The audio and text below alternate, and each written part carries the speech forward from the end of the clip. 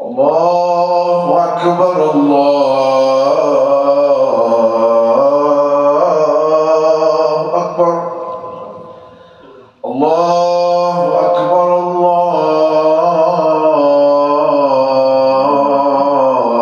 الله أكبر أشهد أن لا إله إلا الله أشهد أن لا إله إلا الله أشهد أن محمدا رسول الله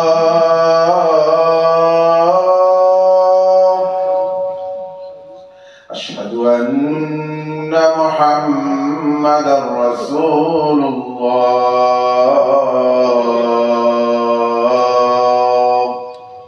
حي على الصلاة حي على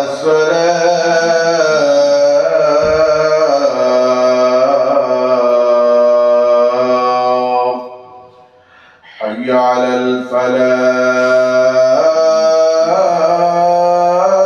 الفلاح حي على الفلاح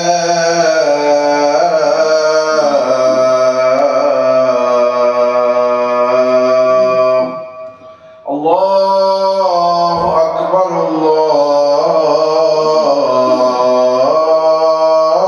الله أكبر لا إله إلا الله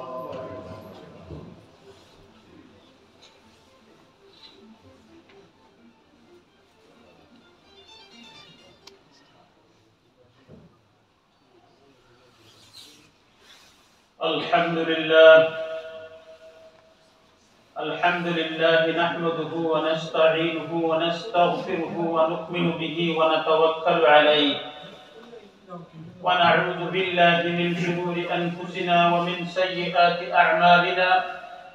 من يهده الله فلا مضل له ومن يضلله فلا هادي له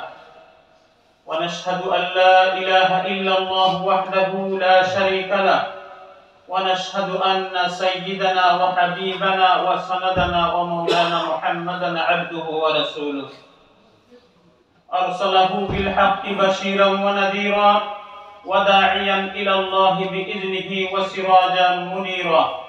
فقد قال الله سبحانه وتعالى في كلامه المجيد أعوذ بالله من الشيطان الرجيم بسم الله الرحمن الرحيم ويل لكل همزة لمزة الذي جمع مالا وعدده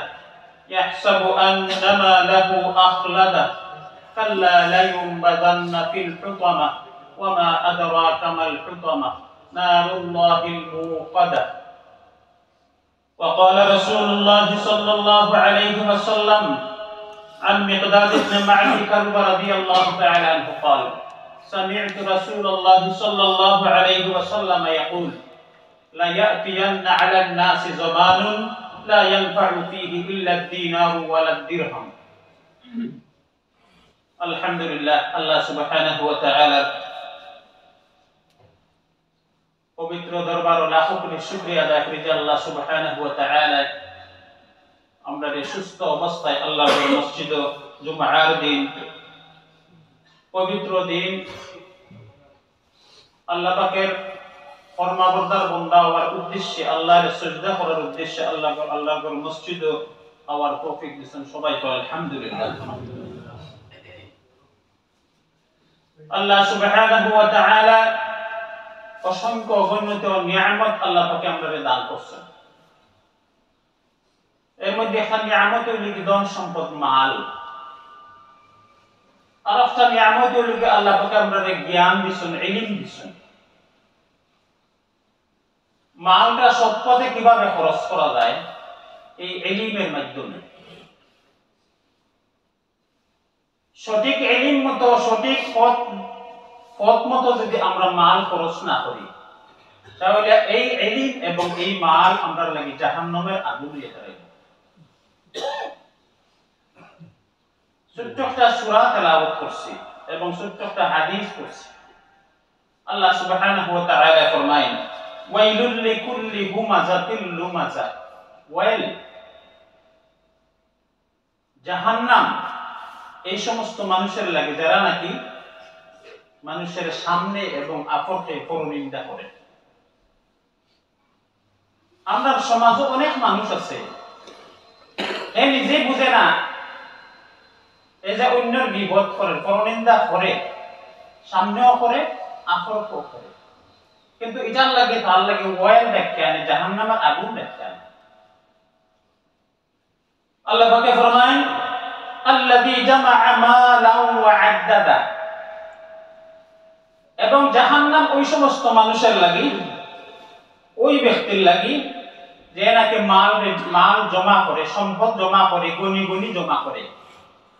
গণ্যা রাখে যে আমার সম্পদ কি জানি কমে যায়, আমি সবসময় হিসাব রাখি। ইয়াহসাবু আন্নামা লাহু আখলাদা, এবং ধারণা করে,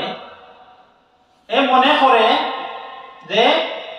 আমার যে মাল আছে এই মালটা সব সময় আমার সাথে যাইব, সাথে থাকবে, এই মাল কমতো না।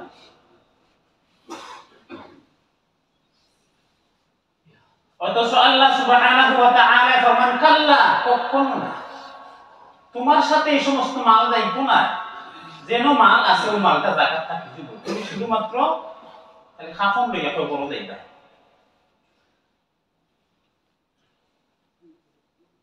লা ইউমবাদান্না ফিল হুতামাহ, আল্লাহ সুবহানাহু ওয়া তাআলা ফরমান, কাল্লা, কখনো না, তোমারে ঠাইনা হেসাইয়া আল্লাহ সুবহানাহু ওয়া তাআলা ফেরেশতা হতে জাহান্নামে তো দামাত নিয়ে ফলাইবা, তোমার সাথে কিচ্ছু হইতো না। ওয়ামা আদরাকা মাল হুতামা, ও নবী আপনি জানেন না হুতামা কিটা? আল্লাহ পাকে নবীরা আবার প্রশ্ন করেন যে হুতামা কি? আল্লাহ সুবহানাহু ওয়া তাআলা নিজে উত্তর দেন, নারুল্লাহিল মুকাদা, হুতামা হইল আল্লাহ সুবহানাহু ওয়া তাআলার জ্বালাই আগুন, জাহান্নামের আগুন। আল্লাতী তাত্তালিউ আলাল আফইদা, যে জ্বালাই আগুনে মানুষের কলজা পর্যন্ত জ্বালাই দিব, মানুষের অঙ্গ প্রত্যঙ্গ কোনো কিছুই বাদ থাকতো না, এমনকি কলজা পর্যন্ত জ্বালাই সরকার। এই জন্য রাসূলুল্লাহ সাল্লাল্লাহু আলাইহি ওয়াসাল্লাম ফরমান, হযরত মিকদাদ ইবনে মাদি কারবা রাদিয়াল্লাহু তাআলা আনহু ফরমান, قال سمعت رسول الله صلى الله عليه وسلم لا يأتين على الناس زمان, আল্লাহ রাসূল সাল্লাল্লাহু আলাইহি ওয়াসাল্লাম ফরমান, এমন এক সময় মানে যুগ আইব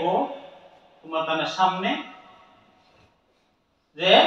লা ইয়ানফাউ ফীহি ইল্লা ad-দিনার ওয়া ad-দিরহাম, মানুষে মনে করবে যে এই টাকা পয়সা ছাড়া আমার আর কোনো ফায়দা হইতো না, এই টাকা পয়সা আমার সবকিছু। অথচ টাকা পয়সা মানুষের হাতের একটা ময়লা, যতদিন দুনিয়াতে আছে ততদিন, এরপরে এই টাকা পয়সা লইয়া মানুষ কবর যাইত না, কোনো ফায়দা দিত না। ওই সময় ফায়দা দিব যে সময় এই টাকা পয়সা রে, ধন সম্পদ রে সঠিক পথে খরচ করে যাইব, তখন ফায়দা দিব।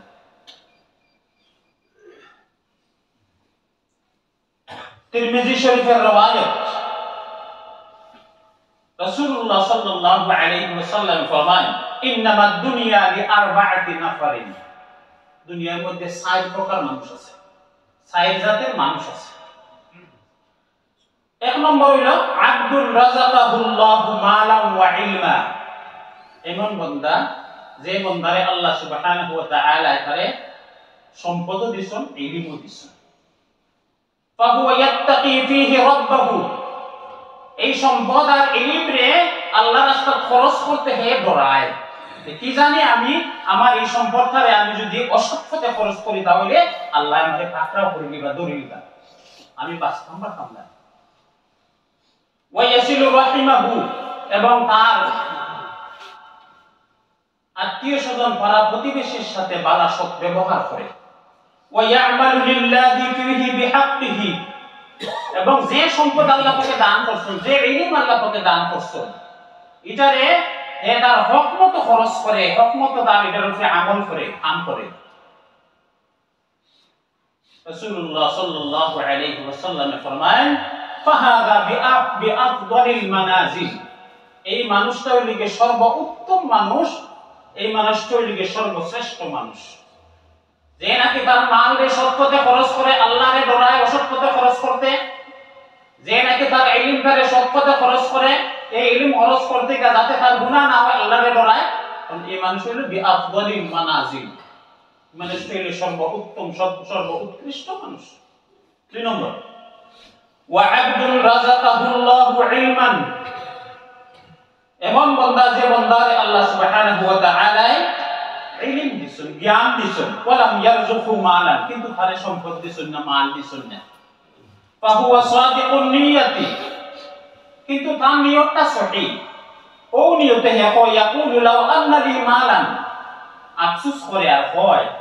তা আল্লাহ যদি আমারে মাল দিতা, সম্পদ দিতা, লা আমিলতু বিআমালি ফুলানি, তাহলে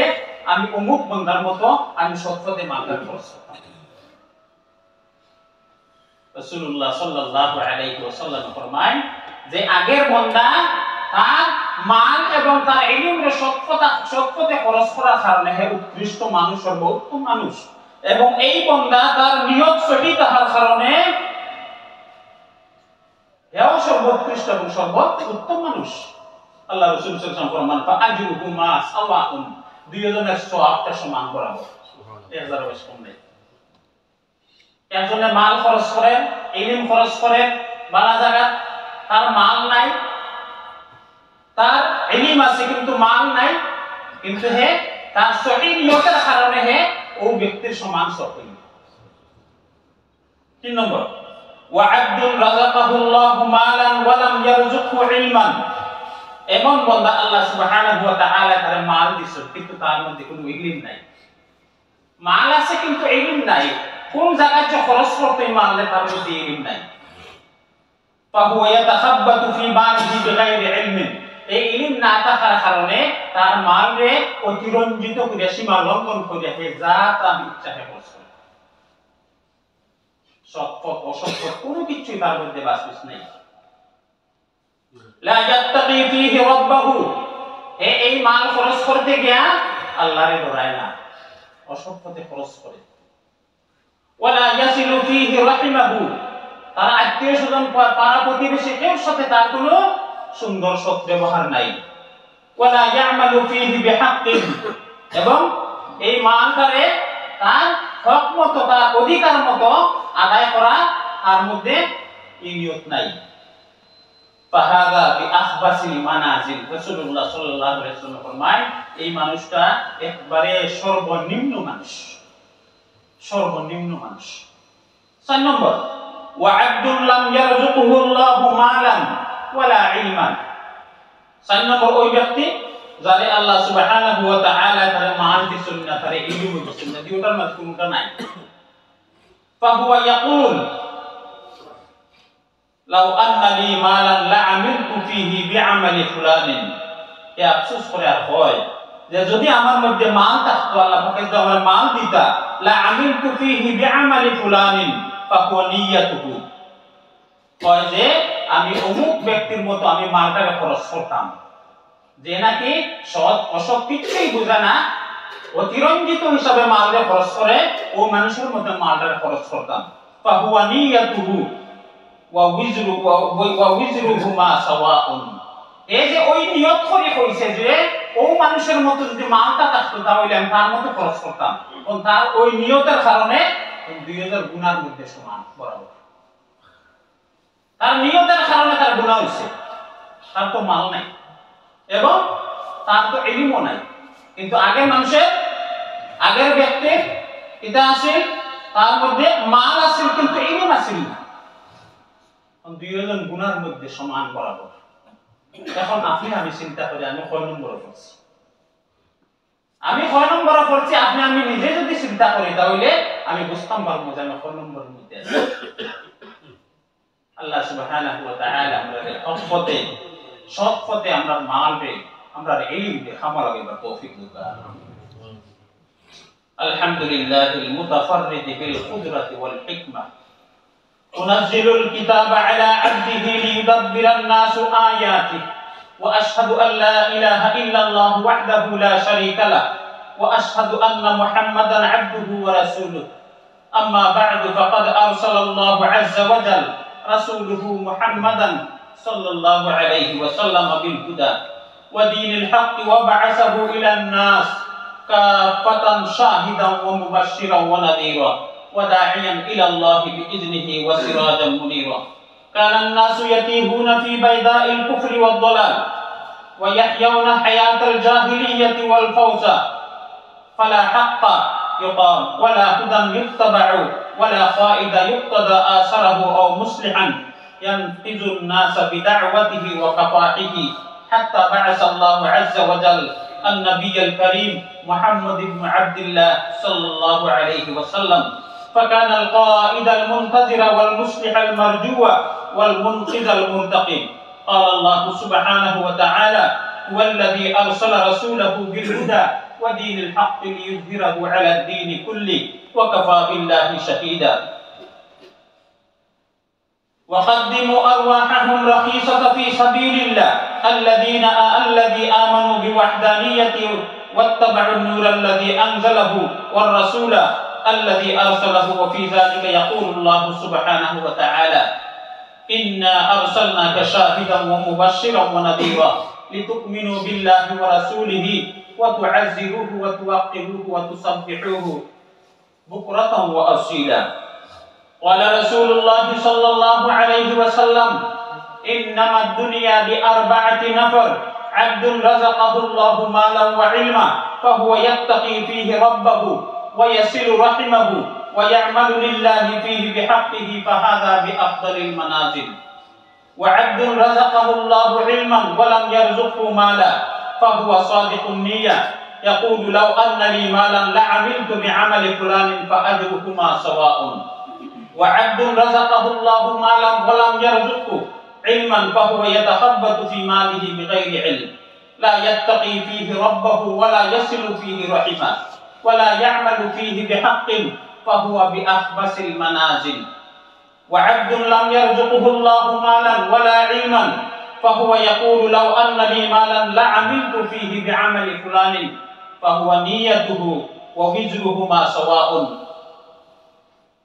بارك الله لنا ولكم في القرآن العظيم ونفعنا وإياكم بالآيات والذكر الحكيم أستغفر الله لي ولكم ولسائر المسلمين فاستغفروه من كل ذنب وأتوب إليه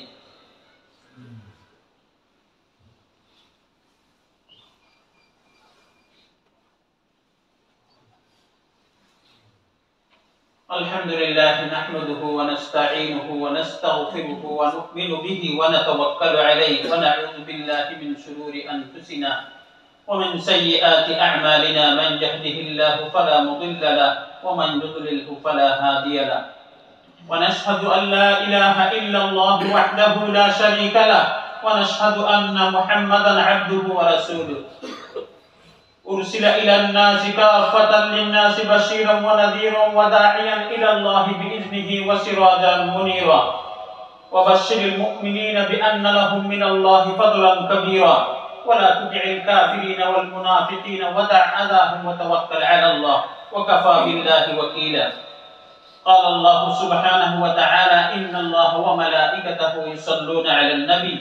يا أيها الذين آمنوا صلوا عليه وسلموا تسليما اللهم صل على محمد وبارك عليه وعلى آله وأصحابه وأزواجه وأمهاته وأتباعه ومن تبعهم بإحسان إلى يوم الدين خصوصا على السابقين الأولين من المهاجرين والأنصار وخصوصا على الخلفاء الراشدين المهديين أولئك حزب الله ألا إن حزب الله هم المفلحون اللهم أيد الإسلام والمسلمين وأذل الشرك والمشركين اللهم انصر من نصر دين محمد صلى الله عليه وسلم واجعلنا منهم واخذل من خذل دين محمد صلى الله عليه وسلم ولا تجعلنا معهم ربنا اغفر لنا ولإخواننا الذين سبقونا بالإيمان ولا تجعل في قلوبنا غلا للذين آمنوا ربنا إنك رؤوف رحيم عباد الله رحمكم الله إن الله يأمر بالعدل والإحسان وإيتاء ذي القربى وينهى عن الفحشاء والمنكر والبغي يعظكم لعلكم تذكرون فاذكروني أذكركم واشكروا لي ولا تكفرون أقيموا صفوفكم.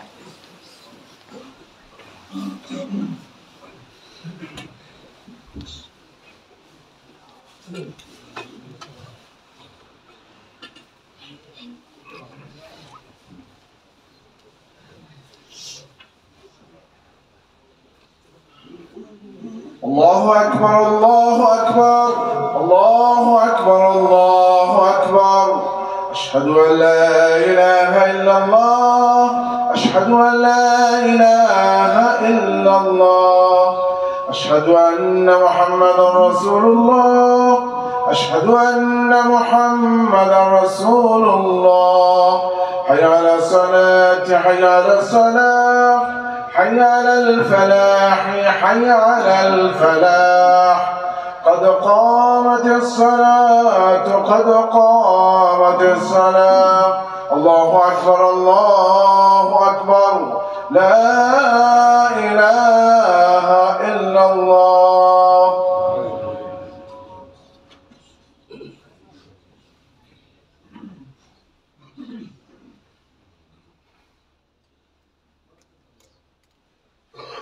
استووا واعتدلوا سووا صفوفكم فإن تسوية الصفوف من إقامة الصلاة. Stay down please. Mehrabani kalian bawa saya sokula sudah haruka.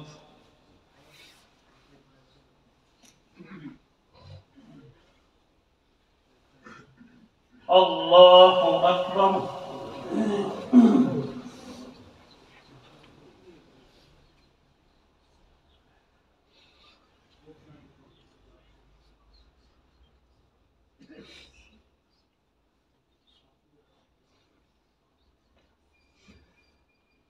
الحمد لله رب العالمين الرحمن الرحيم مالك يوم الدين إياك نعبد وإياك نستعين اهدنا الصراط المستقيم صراط الذين أنعمت عليهم غير المغضوب عليهم ولا الضالين.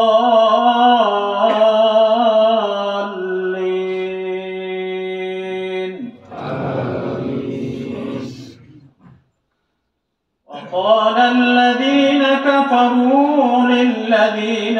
آمنوا لو كان خيرا ما سبقونا إليه وإذ لم يهتدوا به فسيقولون هذا إفك قديم ومن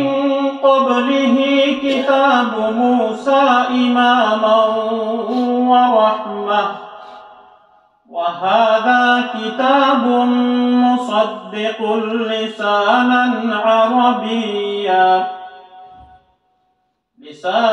عربيا لينذر الذين ظلموا وبشرى للمحسنين. إن الذين قالوا ربنا الله ثم استقاموا فلا خوف عليهم ولا هم يحزنون أولئك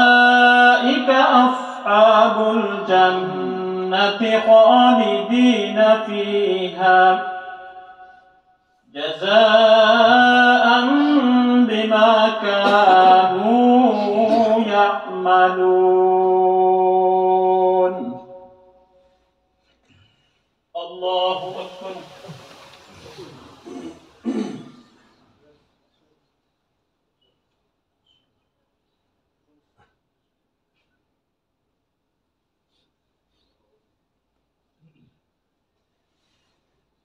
سمع الله لمن حمده.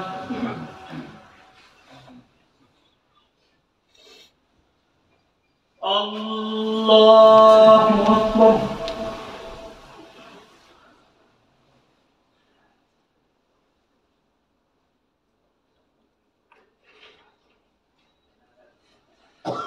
الله أكبر.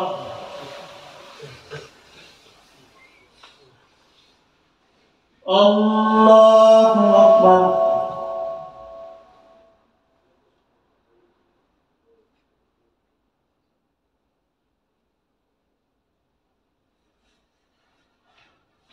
الله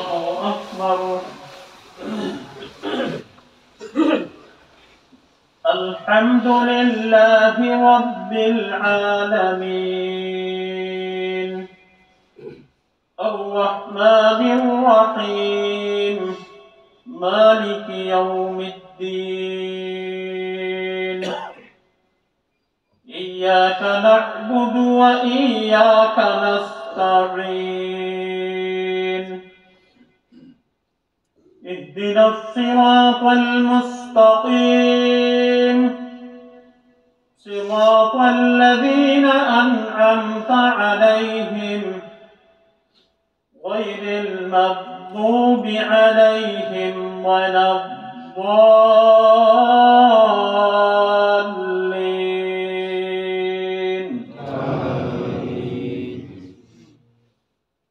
هو الله الذي لا إله إلا هو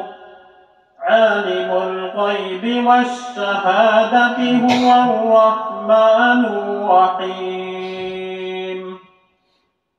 هو الله الذي لا إله إلا هو الملك القدوس السلام المؤمن المهيمن العزيز الجبار المتكبر سبحان الله عما يشركون. هو الله الخالق البارئ المصور له الأسماء الحسنى يسبح له ما في السماوات والأرض وهو العزيز الحكيم. الله أكبر.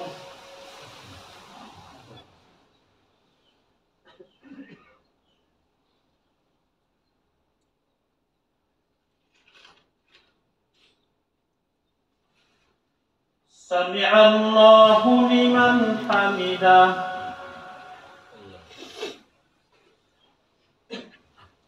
الله أكبر.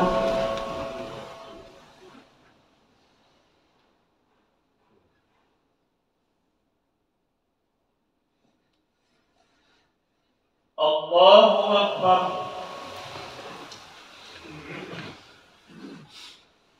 الله أكبر.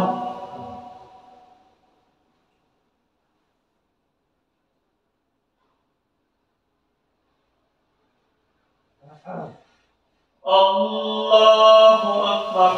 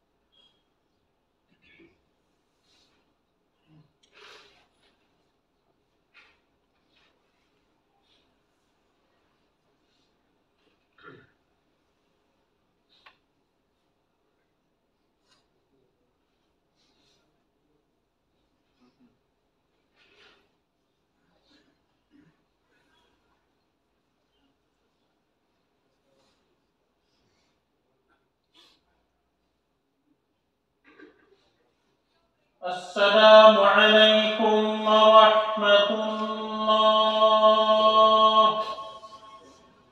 السلام عليكم ورحمة الله. الله